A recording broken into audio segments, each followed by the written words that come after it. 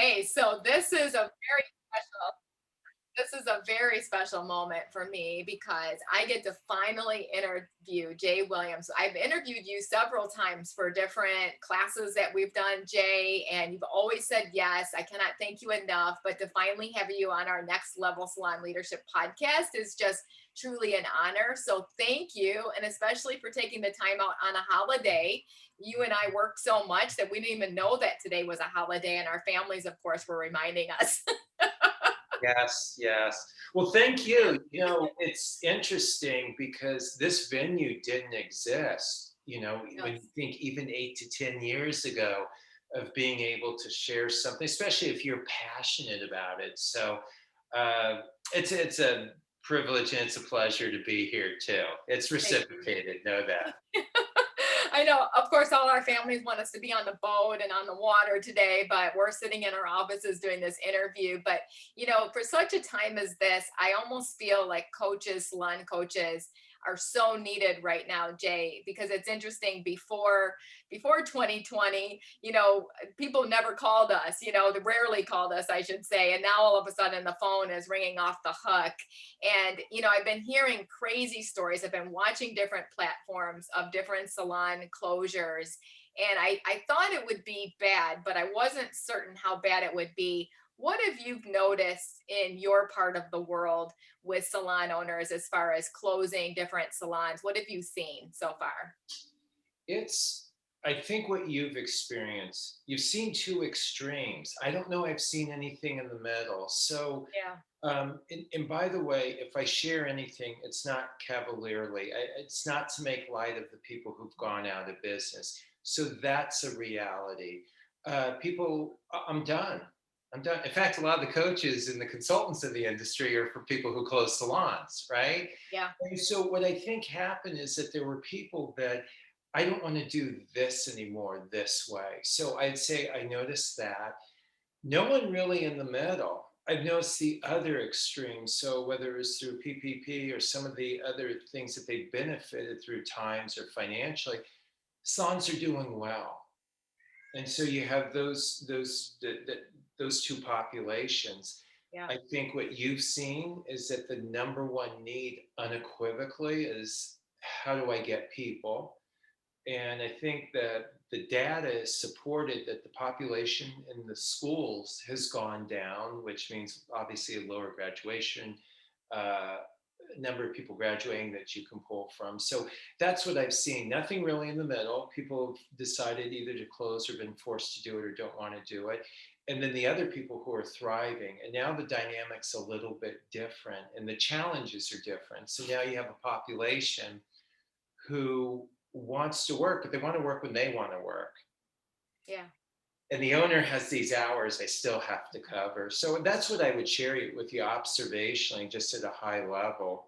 That's what I've experienced. How does that match up to what? Great. Yeah, 1000%. I didn't even think about that. You don't see anything in the middle. I think PPP money, like it really kind of helped people to spread it out of the ultimate of, hey, I'm going to close or hey, I'm going to open, so it just kind of delayed that. So I want to introduce you guys to Jay Williams. If you go to his website, it's jwilliamsco.com. You got to check it out. What an amazing man. And you have a brand new book out that I just ordered. And of course, I have your book, Leave Your Mark, which we are actually using it, Jay, this time around for my 6-month Next Level Salon Leadership course for salon owners. And I can't wait for them to dig into this. Your book, Leave Your Mark, is so amazing because I love it because it's a workbook at the same time. It's perfect for salon coaches to use. And I highly recommend it for all salon owners to go through. And I want to dig into that book because it goes along with what I want to talk to you about today, Jay. But check him out. But something that I love is your quote is, my gift will not be knowledge. You can Google anything I say. My gift will be new thinking, different thinking, and deeper thinking. And I love that, Jay, because that's so true. Because a lot of people that we interview and different coaches, they think knowledge is power, but it really isn't. Knowledge applied is power, and getting you got to go deep. You have to get deep. And so I want to talk about that here in a moment. But I know you've got a lot more than 25 years of experience. By And, looks, I have more than 25 years. Wait a second. oh, it says 25 years on your website. And I'm like, I know he does for sure. And I love it because you've held every role the imaginable in this industry. And I love the fact that you also focus on Fortune 500 companies, and everything that you've achieved as well. And of course, with being an author is just incredible. And everybody knows you in this industry. Everybody, Jay. Like there's a few, like maybe a hand of names, and you're one of them. Tell the audience like why you even got into this industry. I love this story. I will. First of all, thank you for that introduction. I got to share with you, I was speaking to someone and they share what you share. Like, it's great to get a chance to know you. And I think on the other side, if people are listening, whether you're a stylist or salon owner, you can relate to this. You're constantly trying to build your brand. You're still surprised when people have heard of you. So thank you for that. It's still surprising. You do want to get that recognition. I'll give a very brief intro. My getting into this is they say behind every great man's a great woman. That's my story. My wife is a headhunter. She's a recruiter. She finds people work. And so going back to, I guess it's 2002 or three at this point, Bumble had retained her solely to do the recruiting for them. And she spent 3 years building their team. I think it's 53 people that she brought to the team.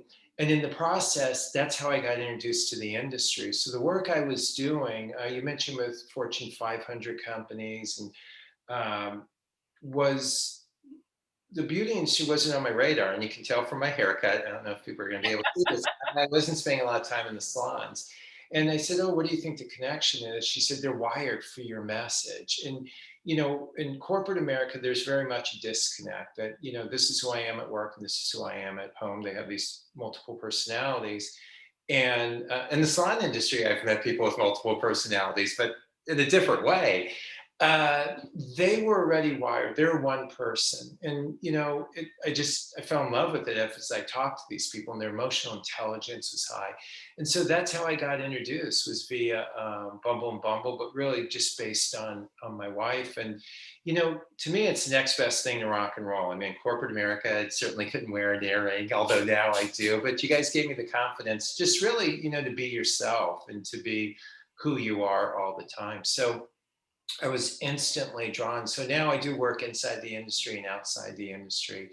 But some of the career pathing that you talked about, some of the positions being held, started out really with my wife making that introduction at Bumble. Amazing.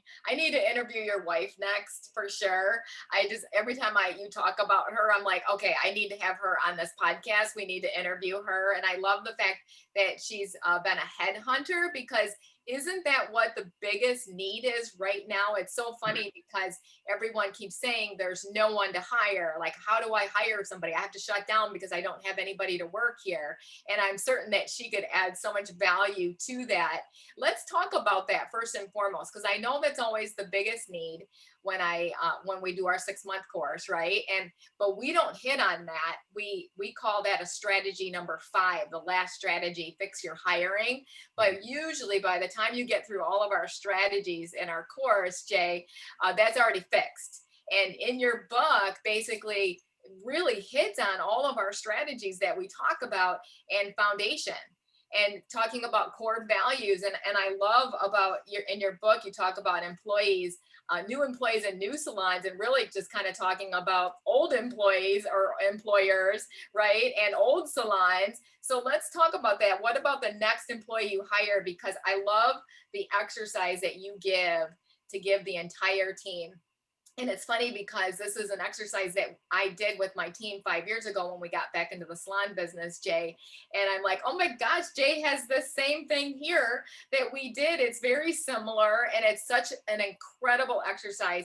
Can you talk a little bit about, the book Leave Your Mark and what you talk about in the book about hiring, and then also what you know about today, like some strategies that people can do right now? Because I know people are in some deep water right now. I just saw a salon. She's like, it's just me and my rent is too much. Like I'm in the red. I can't even produce that amount of money to even just pay my rent alone right now because I don't have anybody to work for me.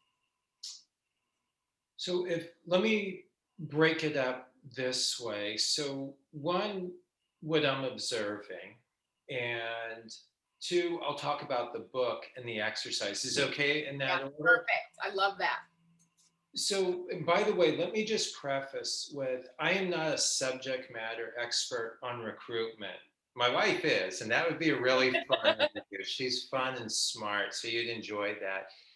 I want to share some things. So, when you and I talked, one of the things that early on, I wanted to determine what would be my point of difference or value. So, I just want to share with people knowledge will not be my point of difference. And I mentioned this in the book.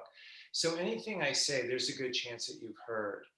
If I have a gift, it's just new and different thinking. And I think that's highly relevant. Your ability to recognize if you're doing it, if you're not, and then being willing to do it. So I want to talk about recruitment. And I'm not giving you advice. I'm just saying I think it's going to require a new and different thinking to be able to ramp up the way we need to. So I'm going to be very careful. I'm going to ask you to help me through this. There's a commonly held belief. I mean, one of the things that has been shared with me, salon owners, is that here's how it came about. Just a couple of weeks ago, they said, Jay, somebody started liking my stylist's work on social media. And listen, any attention is good attention to me. So I said, oh, congratulations. They said, no, they're grooming my people. And I said, grooming them for what? They said, to recruit them and take them away. So if everybody's tracking with me, does that make sense? You've heard Yep. that. Oh yeah. And so I said, well, tell me about that. And I was playing a little naive. And she said, well, it's bad juju. It's inappropriate to take stylists from another salon. And I've actually heard in the salon, it's very common, we don't hire stylists from another salon. And so again, this is not advice. It's just to challenge this commonly held belief.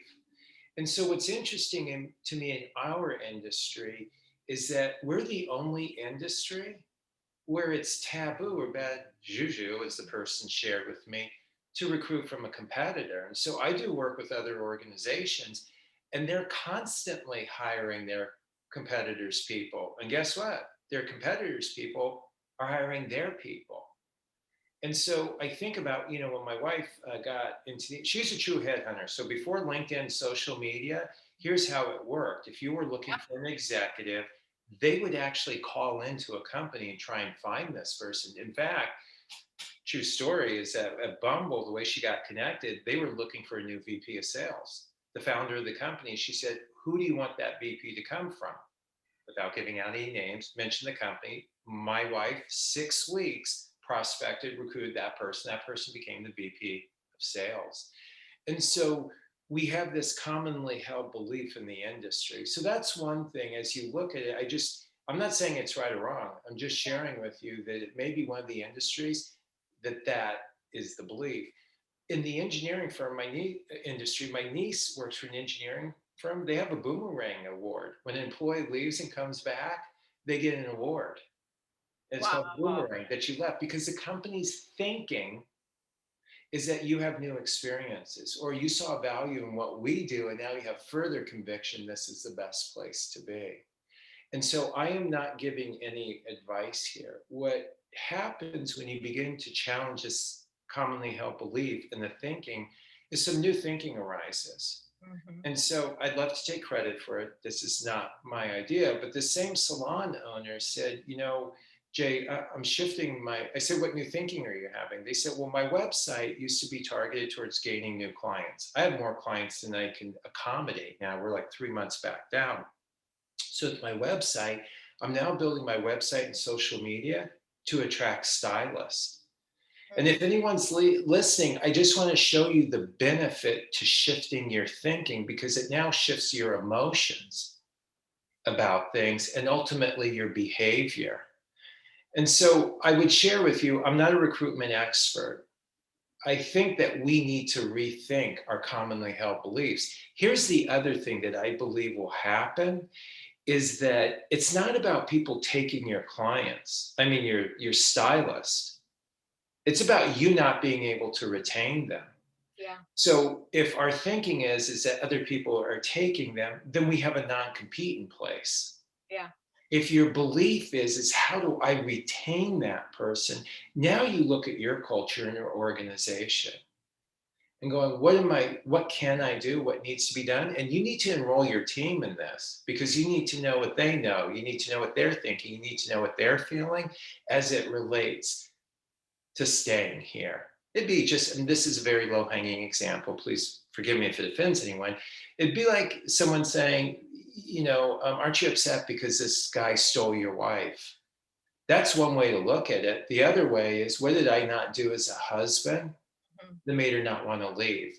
So I'm going to leave it there. I can't imagine what people are thinking and saying. I'm Okay. giving no advice. If there's one takeaway from this, is to challenge the commonly held beliefs that we have had if you want new and different results. And the same thinking that has got us to this point is not necessarily the same thinking that will get us where we need to go. Some of it may, some of it may not. So let me pause there. How well did I do that? Do you want to continue Oh or do you want me my to stop? God. Yes, we could just take this entire message on this. You're blowing my mind. It's so true, because I've been thinking about that, because with our course that we do on fixing your hiring, that's basically what we're focused on. Like, let's fix your foundation. Let's fix your leadership. Let's fix your communication. Let's fix your attitude via let's fix your thinking. So this is so huge. And then the hiring will be fixed from there, because when I see that, I'm like, oh wow, okay, this is just, you're bleeding from not taking care of these issues right here. Same as a marriage, right? You didn't communicate for 35 years, and now all of a sudden you're freaking out because your spouse is divorcing you, but you didn't communicate. You didn't have a good system in place.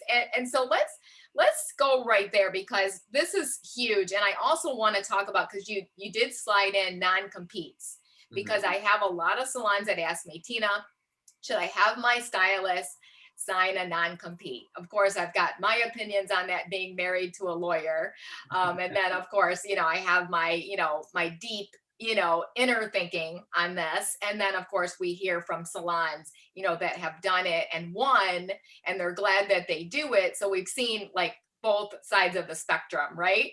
So let's dig a little deeper into the non-competes. And then I also want to go back to what you're talking about here, because I think this is so huge, because not stealing from other salons because of bad juju, too, and of course I take that on, especially because I'm a school owner as well.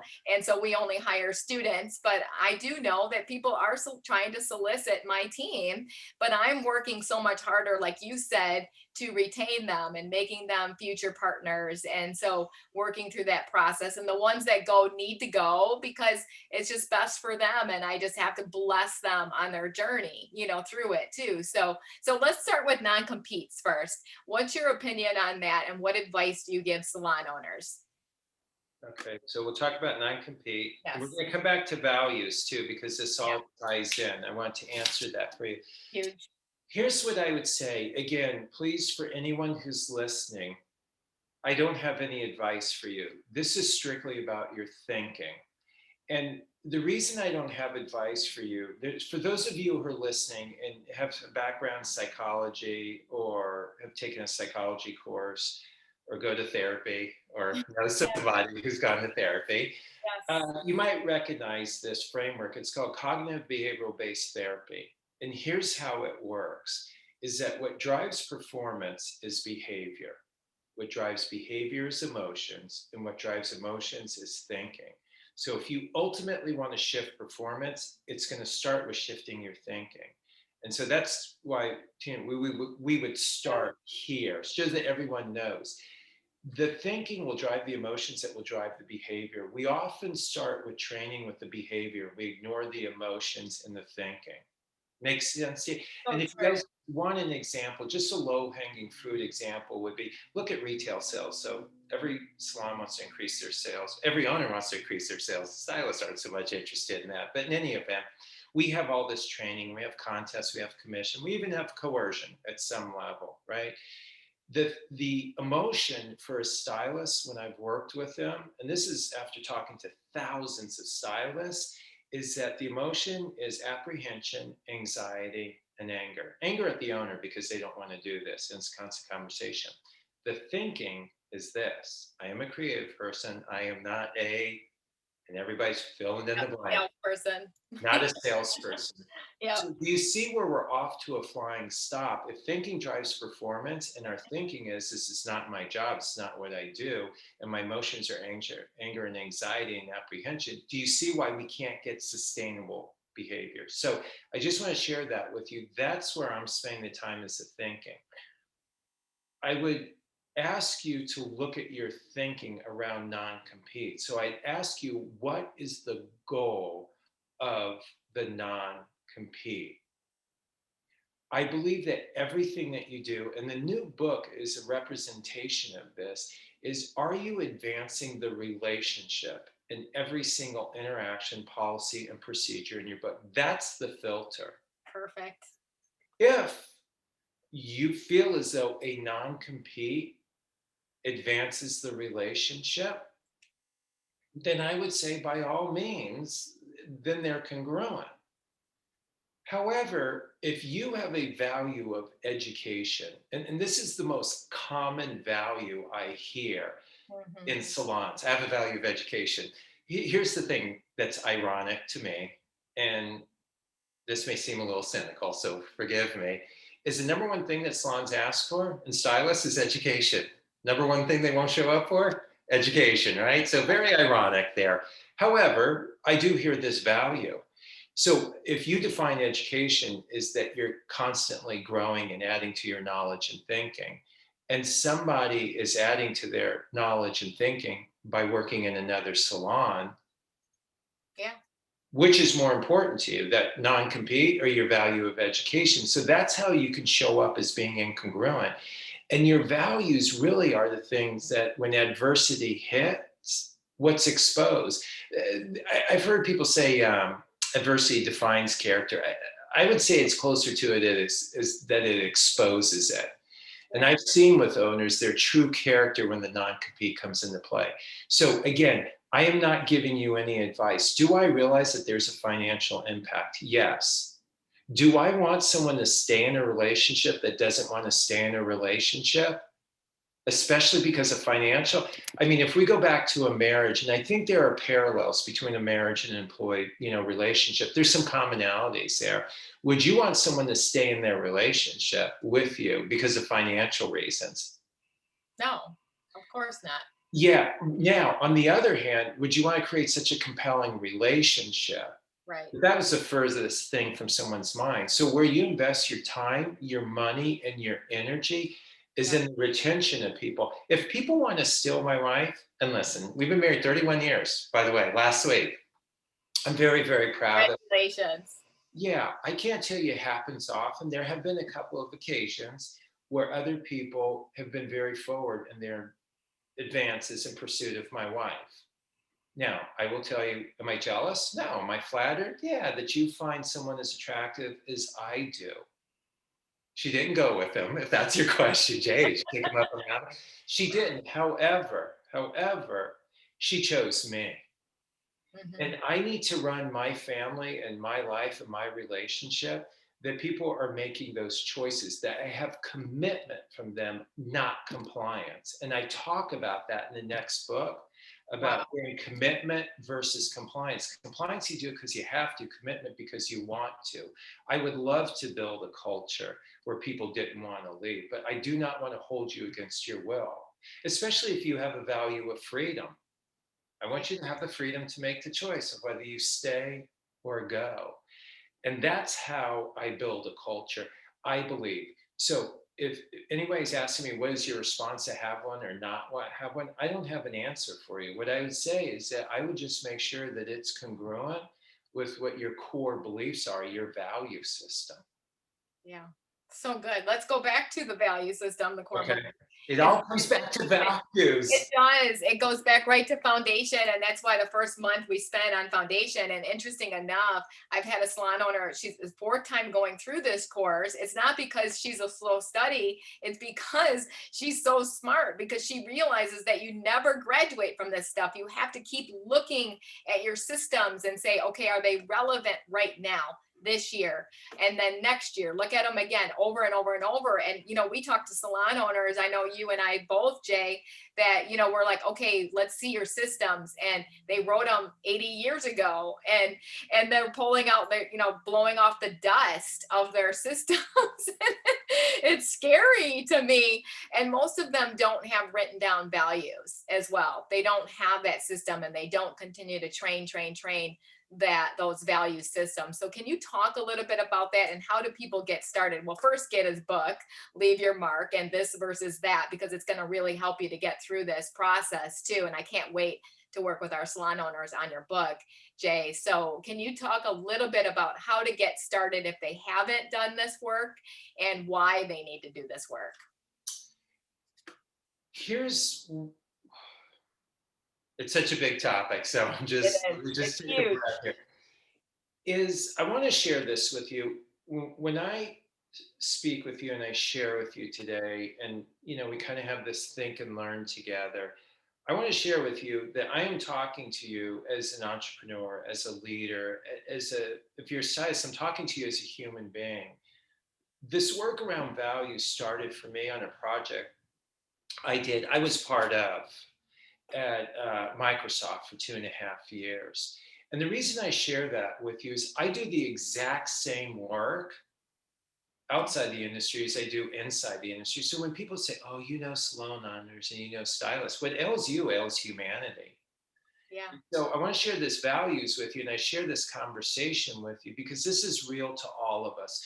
I felt sometimes in this industry that people are like, well, stylists, as though there's something wrong with you. And that's not the case at all. So this is just confirmation, validation that what's ailing you is ailing humanity. And so I mentioned this project at Microsoft because I was really blessed. Once again, my wife got me in on this opportunity, and it was life changing for me. And I share this with you because we went through this with this organization, and it was 3 full days that we were doing this across the world with 1,000 of their leaders, executive leaders. And what you see in the book, I tried to condense 3 days, full days, into a book. Into the second book, I've got it down to about 4 pages or so. It's not to minimize it. It is a big concept. I just wanted to find a way that was clear, that was concise and compelling. And values are simply what you define as right and wrong, what you prioritize in making time for. It's the filters in which you make your decisions. And so, just on that description, you can see how every great company has started off their brainstorming on the company with what are our values. They become the filter for every decision you make, and you can make them much quicker. So whether it's the product company you work with, the people that you hire, the people that you let go of, who you collaborate with, your policies and procedures, these all become the filters. And so you can make decisions much faster. Values. Mhm. I think when you go through the book, and listen, again, knowledge won't be my point of difference. You can Google values and probably get a lot of the content that you experience from my book. Here's what I want to chat about today is I will tell you in our industry, I've seen values done this way.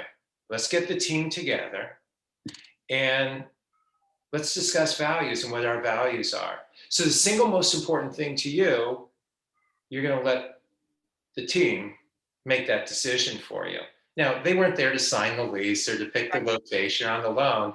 Yeah, those things are important, but I'm not going to have them there for that. But the values, the very things that define me as a human being, I'm going to leave to a group of people who may or may not be there in the future. And so my experience is now they begin to capture all these values. And here's what happens. Well, we need to narrow down the list to 10 or to 5. And by the way, when I talk about 3 values, I'm talking about 3 core values. You could have 5, 10, 15 values. There's over 4,400 values, by the way. Wow. When I talk about 3 to 5, I'm talking, and I specifically talk about 3, it's the way the brain takes in information. But I'm talking about your core values, your non-negotiables. So before I go on, and please help me out, I'm going to get back to this team exercise, is that if you're asking how do you differentiate between your values and your core values, the core values are the things I quit a job into a relationship over. So I have a value of education. My buddies are good guys. I can't tell you they spend a lot of time on education, but it's not non-negotiable for me. I have a value of loyalty, family, and respect. Those are non-negotiables. There are people that I do not interact with because they violate those core values for me. When they do something, it's like sandpaper to my soul. That's how you'll know it's a core value for you. So I just want to give you a working definition of those two. To get back to the group now, is that if you do it as a group exercise and you capture these values and you put the 10 to 15, and then you go, okay, we're going to put fence post marks, and okay, here are the most popular ones. What if they're not your core values as an owner? And the reality is if you want to work and support someone else's values, then you'd be working for someone else. The reason people start their own business, they have their own core values. Your role as a leader is to turn your values into a compelling cause for others to follow. Yes. Does that make sense to you? Yes, 1000%. So that is why I don't see it as a team exercise. I am interested in what their values are because as an owner, it's not your job to motivate your people. It's to not extinguish their motivation. What motivates them is what motivates you, their values. That's why you have to know. So the exercise is to find out what your people's values are so you can communicate in a way that supports those values. For you as an owner, you need to go through these exercises. These are the non-negotiables for you. These are your values. So when you look at a Martin Luther King, if I asked you, what do you think his value is? Somebody might say fairness, right? You knew instantly.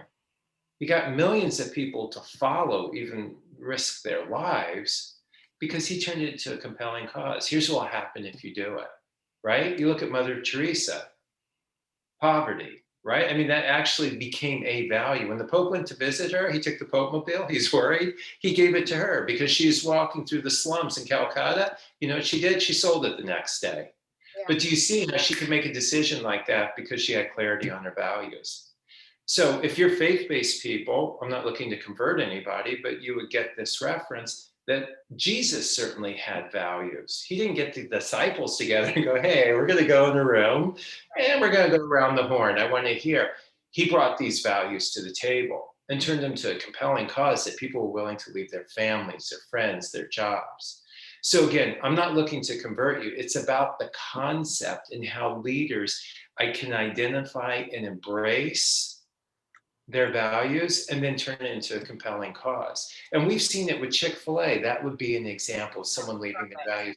They close on Sundays because there's a value that founder has. Yeah. I'm going to Kathy. I think I can mispronounce his name. Kathy. Yeah. Mm-hmm. Yeah. So he made the decision to close on Sundays. Yeah. How many times do you think that decision was questioned? Oh, a million. Right? Yes. Yes.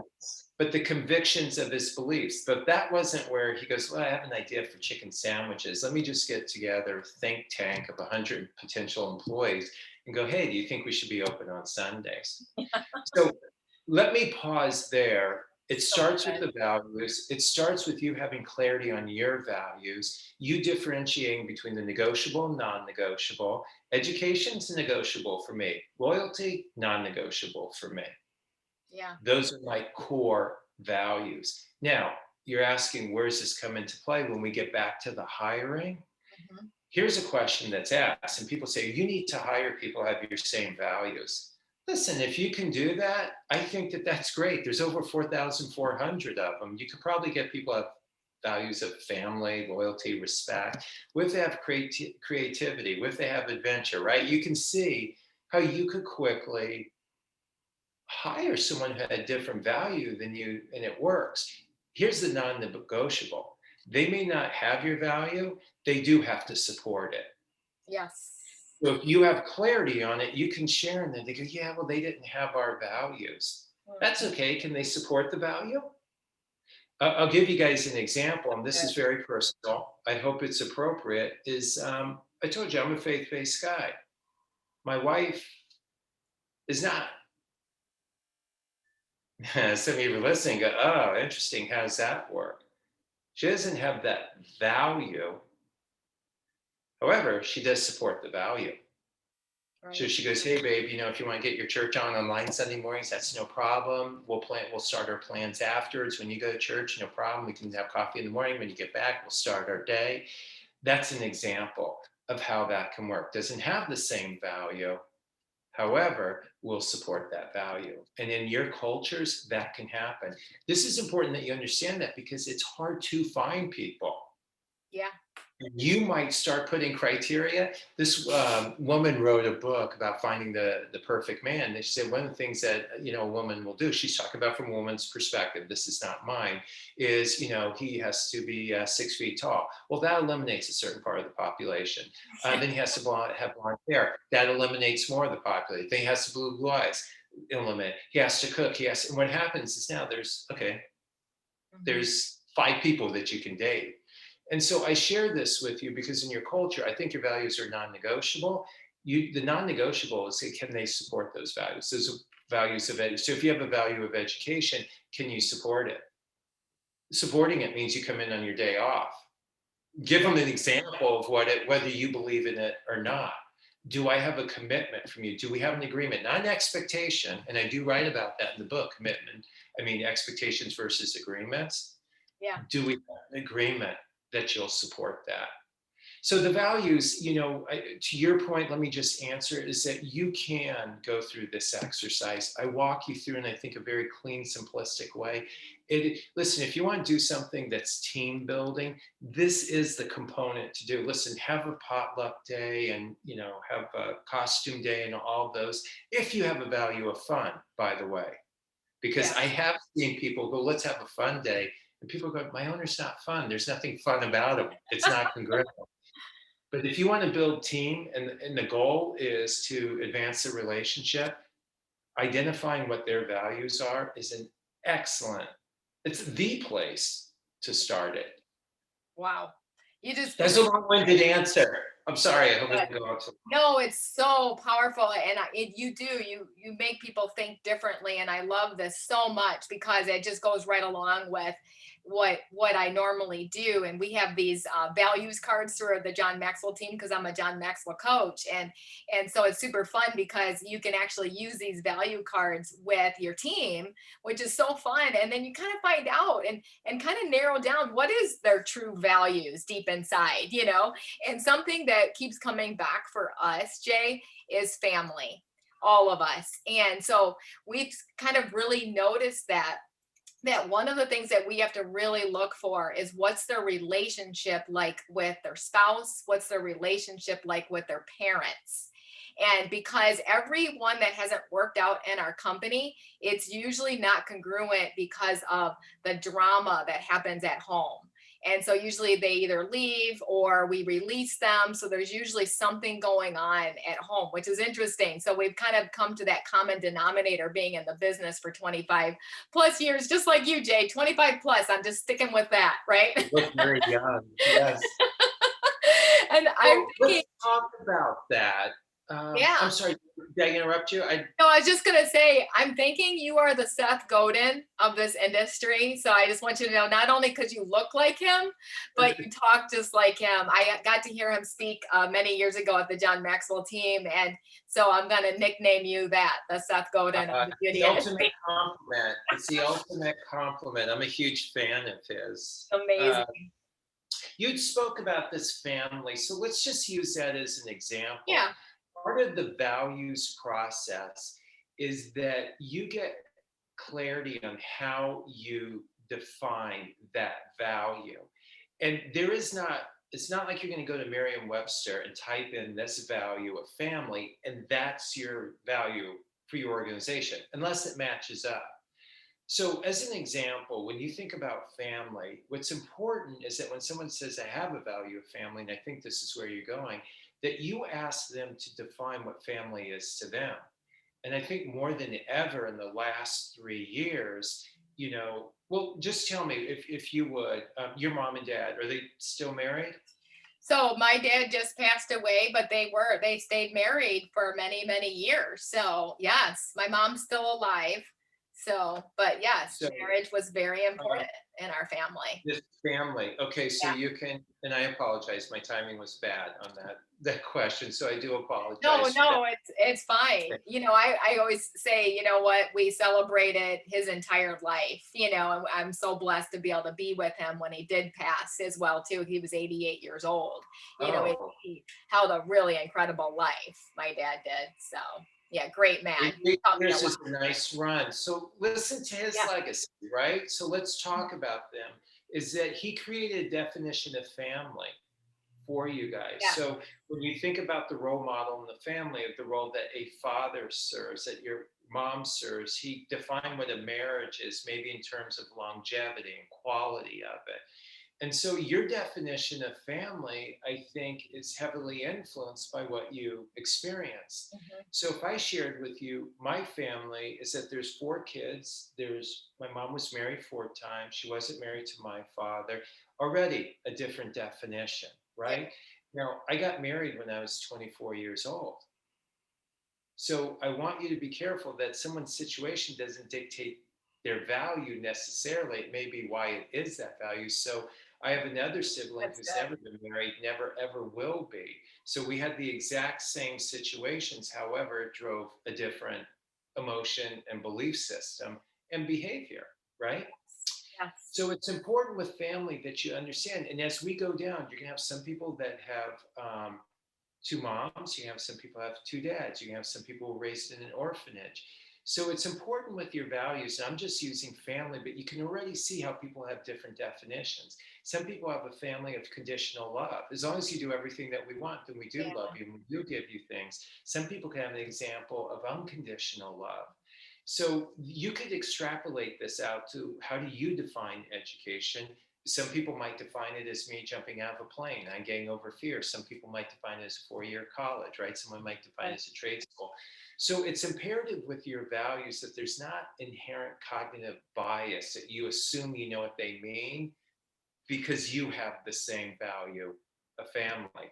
I was working with someone, happened to be a salon owner, and she had value of family. She said, Jay, as a side note, I know it's not what we're talking about. I am a husband and I both have a value of family.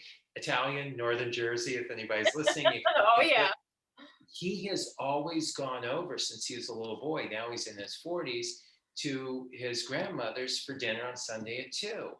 So did she. She's an Italian girl. But she said, Jay, we're supposed to be at 2 o'clock. I get there at 2:30, 2:45, 3 o'clock, and I don't understand the disconnect. He defined family that you love them enough that you'll adjust your schedule during the day to be on time.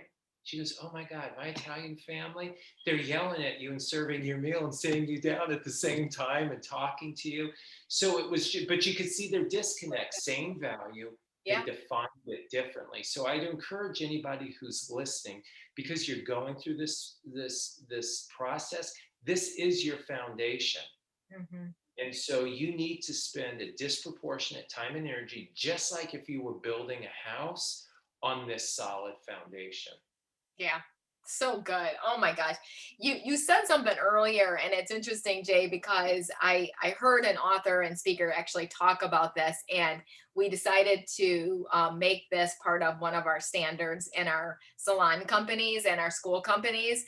And that is, I love how in the book you talk a lot about dialogue, and I love that you're a dialogue coach, and that's so it's incredible because I think that's the number one thing that we're constantly coaching our leaders on is proper dialogue, right? To use. And so you said commitment versus compliance, but you also said commitment versus expectation. So I've actually told my team, I said, please, let's not say that word expectations anymore. That's like a dirty word now. And it's not nice to say, I expect you to do this. It's like talking down to people. And so instead, let's talk about, and I love that you said commitment. I've also said agreement. So can you give advice on that and what your perspective is? Yeah, so the new book is written like that. So it's leadership versus management, growth versus fixed, humble versus hubris. So I share it for anyone because stylistically I wrote it different. So it would do this, it would drive conversation, be a conversation starter. So you could simply say, hey, do I have your commitment or do I have your compliance on this? And even as a leader, that you know whether this is an expectation or an agreement. So let me go with the expectation versus an agreement. An expectation, my definition, is something I want you to do that either you may not want to do or you have not agreed to. An Yeah. agreement is a what, when, who, and an outcome or a consequence that we have an agreement to in advance. It's good. So yeah, how this came about was my youngest son. He was he's probably about 12 at the time, so we're having this ongoing conversation about him making his bed every day. So at one point, I I said, "Son, I thought why do we keep having this conversation?" He goes, "Dad," and he's not disrespectful. He's an engineer now. It's the way his brain works. He said, "That was your expectation. I never agreed to do it." I thought, wow, there was never, ever a what. Like, son, you need to make your bed, you need to make it before you go to school. And the agreement is if you don't do that, and we're on the same page here, is that you won't be able to play your video games. We never had that. I just said, I expected you to make your bed. And I thought, how often in leadership do we expect them to dress a certain way? We expect them to show up a certain time. We expect them to do a consultation with every client. We expect them to be open to feedback, right? All of these things. We don't have an agreement in place. And so I think in the interviewing process to tie all this back, because it all goes back to having clarity on the criteria for the person you hire.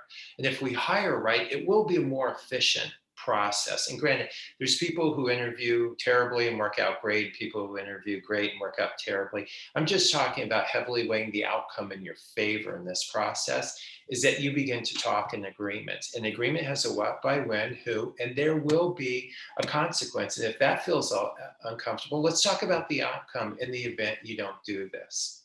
So I want to talk about commitment versus compliance, but before we do, how well did I answer that? That's powerful. Yeah, it's everything that I've been trying to tell my team and more. So I'm excited for them to hear this. Okay.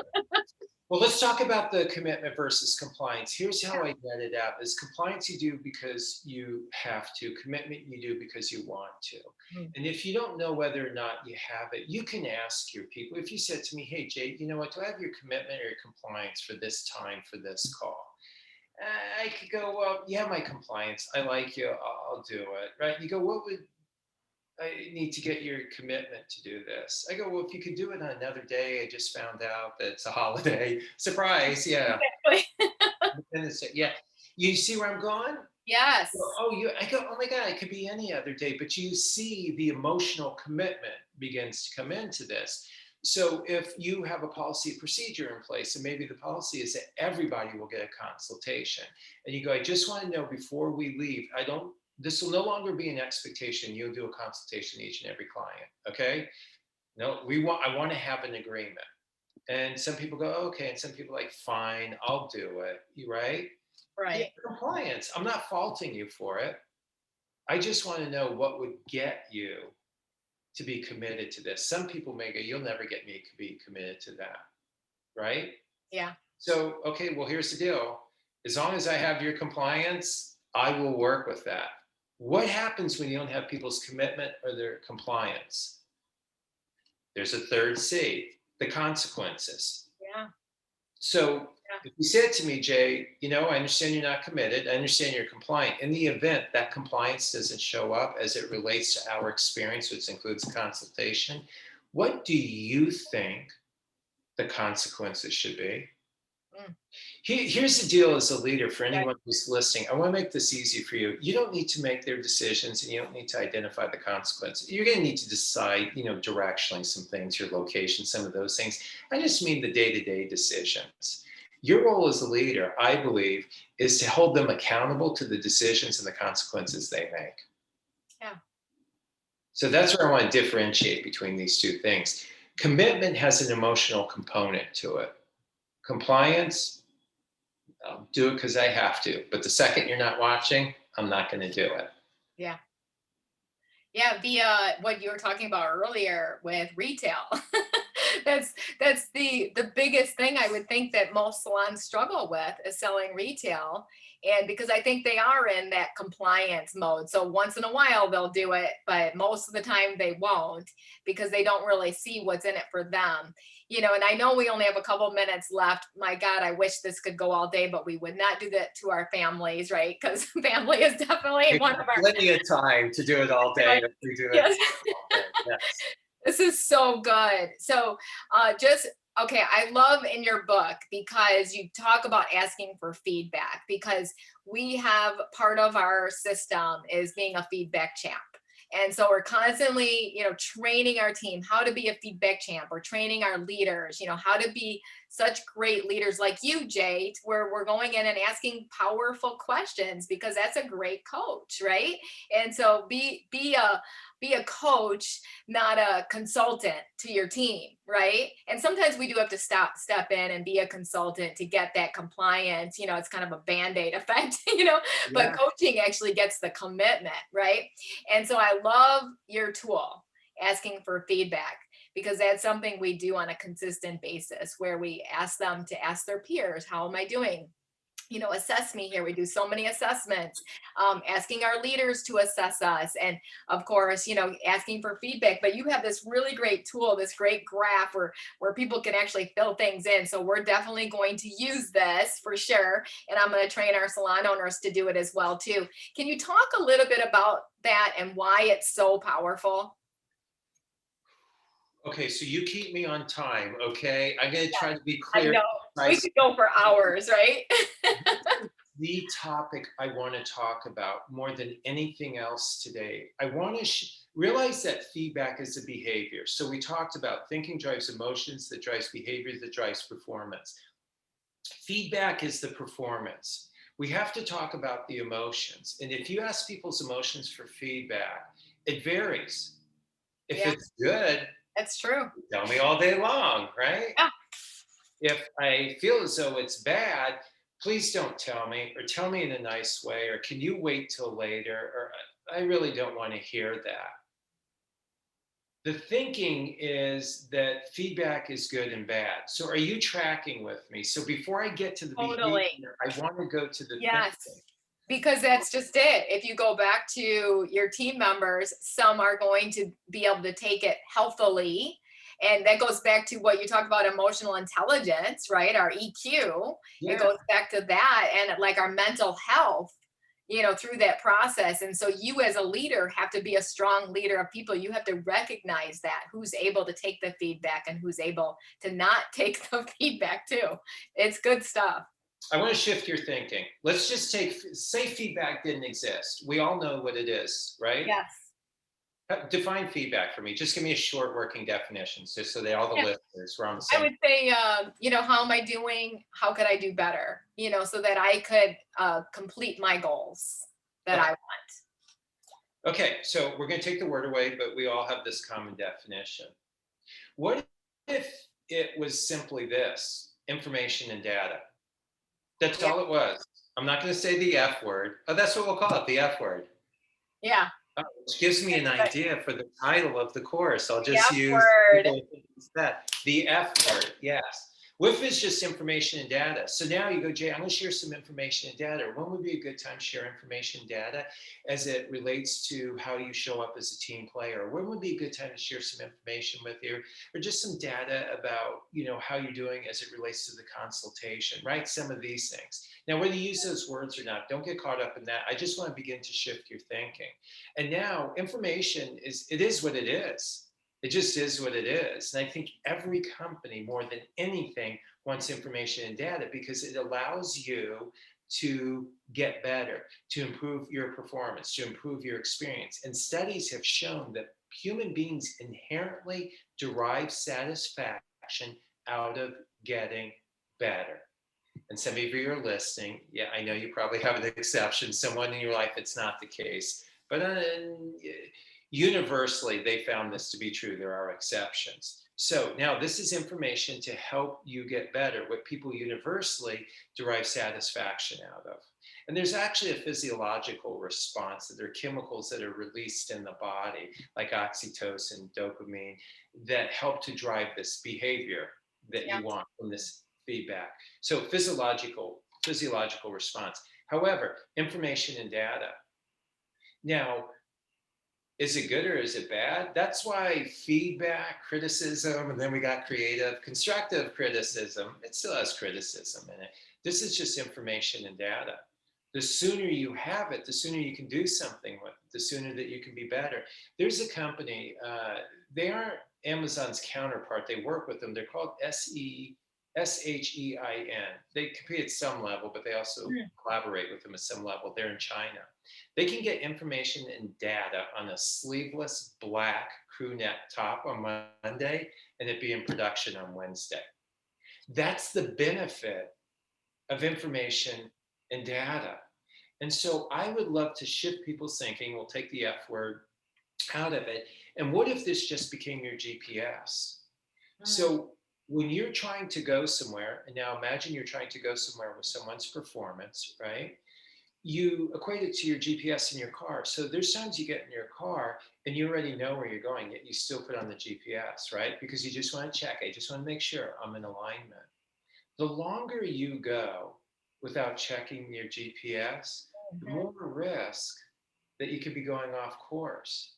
And if you're going off course and you're heading somewhere, when do you want to know? Is it when you walk out of the door? Is it when you get in the car? Is it when you make a right on your street? Is it when you get on the high? When do you want to know? Right away.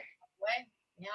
This F word for the information and data becomes your GPS with people. Wow. And by the way, it's not only getting it, which we focus on leaders, it's are giving it, it's getting it. And I suggest that you start with getting it so that you can model the behavior for it. Yeah, give me that. Yeah. So let me just pause there. I want to respect our time. I want to spend so much time, and I have a workshop that is solely on this. I believe it begins with shifting the thinking about that F word that you can tell me, Jay, I didn't like the way this call went. I don't take it personally. It's information and data. My next question, what was missing for you? What would you add? What would you change? What would you delete? And by the way, what I just did is easier said than done. If you told me you didn't like the way this worked, would it hurt my feelings? Yes, that doesn't make it any less valid. And it may not be the truth, but it is your truth, right? And this is why you need to solicit feedback from different people in your salons or in your schools, because I could deliver this experience. Someone go, I love Jay. It was great. Someone else go, nah, there's just a lot missing. Who's right or wrong? It varies from person to person. So as a leader, you do need to get this information and data from as many data points as you can. Whoever's a stakeholder in what you are trying to do, whether it's being a mom, whether it's being a business owner, you're collaborating, you need the information and data from any of those stakeholders. As a business owner, you need it from your clients. You need it from your employees. If you peer, if you have a partner, you need it from your leaders. Yeah. I'll stop. I don't know how I'm doing on time. Stop. Yes, we oh my gosh. Okay, we could go for hours on this, the whole feedback piece, the F word, that is just so huge. And the bottom line is this: I noticed for myself that leaders have to go first. So I've got to get feedback from my team before I even ever give them feedback. And so you have to be so vulnerable and transparent as a leader, right? So as we end this out, first of all, what's the best way? Is it through your website that we mentioned earlier, jwilliamsco.com, correct? Yeah. Is it through your website to sign up for your classes then, Jay? Yeah, if you want to connect, it's JAYWILLIAMSCO.com. So Jay Williams Co. Yeah. And if you want to reach out, you can go to the contact. There's even a Calendarly link with times if you just want to connect and have a conversation, and you can schedule that. There's something we have called a smarter room. So it just comes from that saying, if you think you're the smartest person in the room, you should find another room. I Yes. think you should find a smarter room. So you can Well, do that's that. good. Yeah, and then there's things Yes. that we're also doing, whether it's at events or for your salon, team building, things like that. But yeah, if you'll reach out and I can better understand what's most important to you, it could be me. And if not, I've met a lot of great people like yourself. So I could probably point you in the right direction for that. So, and I respond to everyone within 24 hours. So if you don't hear from me within an hour, don't freak out. It will be within 24 hours. I love that. Thank you so much, Jay, for doing this. And one last piece of advice that you would give to salon owners to go to the next level in their leadership. Wow, this is stump the speaker. This is I like here. it. I know, and you won this I one. like it that I Okay, so stumped you. I can't. Okay, I haven't thought through this one. So There's so here's much. what I would say is I think there's two things that a leader has to look at today, which is pivoting and persevering. I think when you have clarity on your values, when you're getting the F word, this information and data, it allows you to have clarity on where you should pivot and where you should persevere. And there's going to be things now, there's a lot thrown at us from a business perspective and a social perspective. We're navigating health decisions, financial decisions, freedom decisions, identity decisions.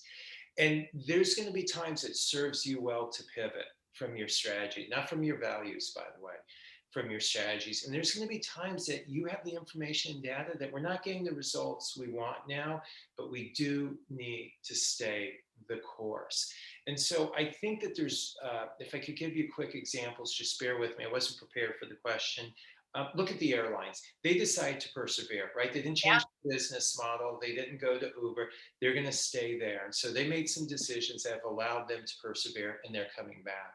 If you look at supermarkets, they had a pivot. Yeah. Amazon was not going to change. This food delivery service was here to stay. So the model of having to go there and to get your groceries, they had to have a delivery service. They had to have curbside service. I think within the salon industry, there's some people who made decisions as it related to color kits, as an example. Yeah. For people did it. For some people, it was a great decision to me because it was in keeping with your values. For other people, it was not such a great business decision because it contradicted your values. I'm not here to make judgments. What I would share is that don't stick with something because you've always done it.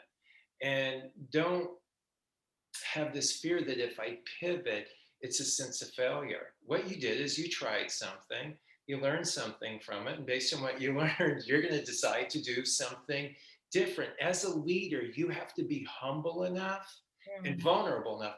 By the way, I know you want a quick answer. I just want to make sure we have the same definition. So Transparent and vulnerable are not the same thing to me. Transparent is I will share something with you. Vulnerable is where you take it to the next level. I'm going to share something with you where you could perceive me as less than in some way based on my experience, a mistake I made, something historically. As a leader, now more than ever, you have to have this vulnerability. This vulnerability allows you to pivot and persevere. I think more than ever, look at that in your business and be open to both based on the information and the data you get. And wow. differentiate between your feelings and your facts as well. I'll stop there. Oh my gosh. I feel like I just got a free hour of coaching, like $25,000. I should have paid you for today. You are amazing. Oh, Thank you're you, kind. thank you, thank you, thank you, Jay Williams. Thank you. Thank you for having me. And Thank you. please tell your wife I said thank you, and we definitely need to have her on next for Okay, sure. So you'll enjoy her more than me. Yes, I'll make that happen. I love it. Thank you, Jay. God Thank you. bless you. Take care. Bye-bye.